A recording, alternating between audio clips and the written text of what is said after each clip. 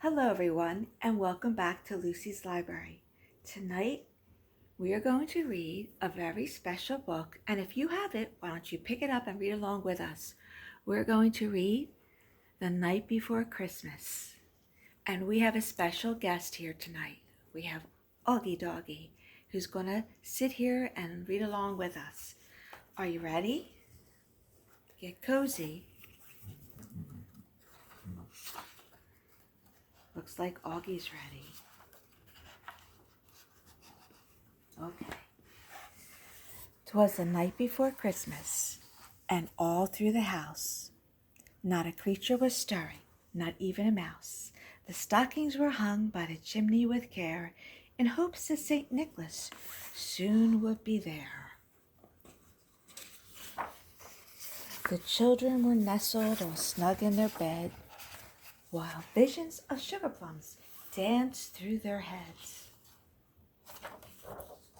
And Mamma in her kerchief and I in my cap had just settled our brains for a long winter's nap, when out on the lawn arose such a clatter, I sprung from my bed to see what was the matter.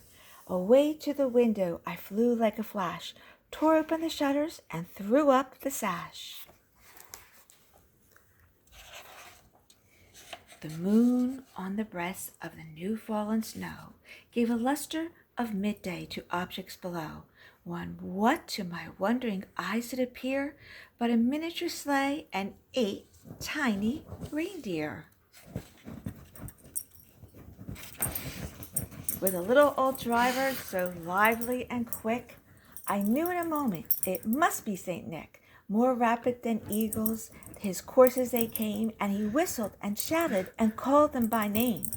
Now Dasher, now Dancer, now Prancer and Vixen, on Comet, on Cupid, on Donner and Blitzen, to the top of the porch, to the top of the wall, now dash away, all. Good job, Auggie, doing a good reindeer dance. As leaves that before the wild hurricane fly, when they meet with an obstacle, mount to the sky. So up to the housetop coursers they flew, with a sleigh full of toys, and St. Nicholas too.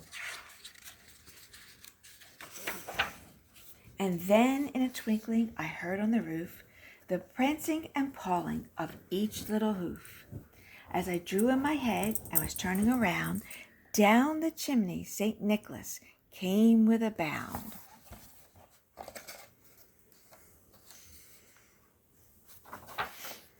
He was dressed all in fur, from his head to his foot, and his clothes were all tarnished with ashes and soot. A bundle of toys he had flung on his back, and he looked like a peddler just opening his pack. His eyes, how they twinkled. His dimple, how merry. His cheeks were like roses, his nose like a cherry.